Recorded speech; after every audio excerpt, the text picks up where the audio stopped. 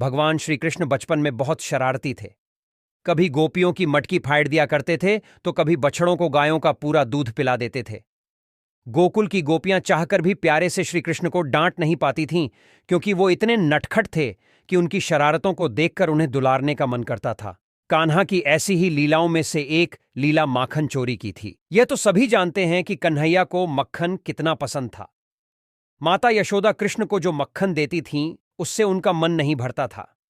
इसीलिए मैया जहां भी मक्खन रखती, कृष्ण चुपके से गांव के बच्चों के साथ आकर सारा मक्खन खा जाते थे। ऐसा कई दिनों तक चलता रहा। जब मैया को कुछ समझ नहीं आया कि माखन कौन चुरा रहा है, तो उन्होंने एक दिन चुपके से मक्खन से भरे छोटे छोटे घड़ों को रस्सी के सहारे ऊपर टांग दिया। लेकिन श्री कृष्ण की नजरों से क्या छुप सकता है, उन्होंने माता को मक्खन रखते हुए देख लिया। अब समस्या यह थी कि मक्खन तक कैसे पहुंचा जाए। काफी सोचने के बाद उन्होंने सभी दोस्तों को इकट्ठा किया और बोले कि सभी एक घेरा बनाओ और उसके ऊपर चढ़कर मक्खन निकाला जाएगा। इस तरह से वह उनके सारे दोस्त पूरा माखन चट कर गए। इसके बाद मैया ने सोचा कि आज तो मैं पता करके ही रहूंगी कि आखिर मक्खन को कौन चुरा कर ले जाता है। उन्होंने मक्खन को मटकी में रखकर ऊपर टांग दिया और छुप कर देखने लगीं।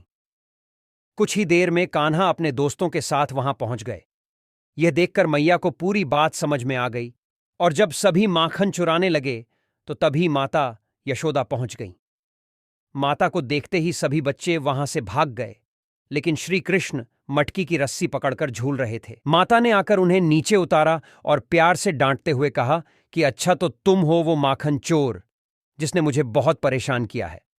कृष्ण माता को देखकर हंसने लगे और बोले, मैया, मैं नहीं माखन खायो।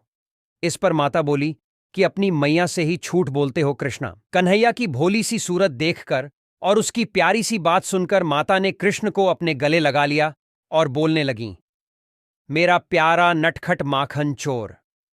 बस तभी से श्री कृष्ण को प्यार से माखन चोर कहकर बुलाया जाने लगा। कान्हा की माखन चोरी की यह लीला आरंभ होती है चिकसोले वाली गोपी के यहां से। कन्हैया ने अपनी एक टोली तैयार की। इस टोली में सुबल, मंगल, सुमंगल, सुदामा, तोसन आदि शामिल हैं। इसको आप चोर मंडली भी कह सकते हैं। इस चोर मंडली के अध्यक्ष और कोई नहीं, स्वयं कन्हैया थे। एक बार की बात है, कान्हा अपनी टोली के साथ तैयार हुए और योजना बनाई चिकसोले वाली गोपी के घर माखन चोरी करने की। कन्हैया और उनकी टोली गोपी के घर पहुंचे। कन्हैया ने गोपी के घर पहुंचकर अपने साथियों को छिपा दिया और स्वयं दरवाजे पर पहुंचकर जोर जोर से द्वार खटखटाने लगे। जब गोपी ने द्वार खोल तो कान्हा को खड्डीडी देखकर पूछा, कान्हा, सवेरे सवेरे यहां कैसे? कान्हा बोले, मैया ने भेजा है कि चिकसोले वाली गोपी के घर जाओ। हमारे घर में कोई संत महात्मा आए हैं और अभी घर में ताजा माखन नहीं निकाला है। मैया ने कहा है कि आप भोर में उठकर माखन निकाल लेती हो तो एक मटकी माखन दे दो, बदले में 2 मटकी माखन लौटा दूंगी। गोपी बोली, कान्हा, मैया से कह देना कि लौटाने की जरूरत नहीं है, संतों की सेवा मेरी तरफ से हो जाएगी। गोपी झट से अंदर गई और माखन की मटकी के साथ कान्हा को मिश्री भी दी।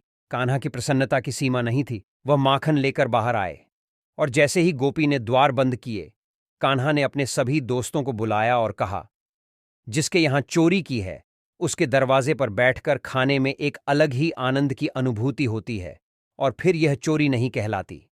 इतना कहते ही सब चिकसोले वाली गोपी के दरवाजे के बाहर बैठ गए। सभी सखा माखन और मिश्री खाने लगे। माखन मिश्री के खाने की आवाज जब गोपी के कानों में पड़ी, तब उन्हें लगा कहीं घर में बंदर तो नहीं आ गए।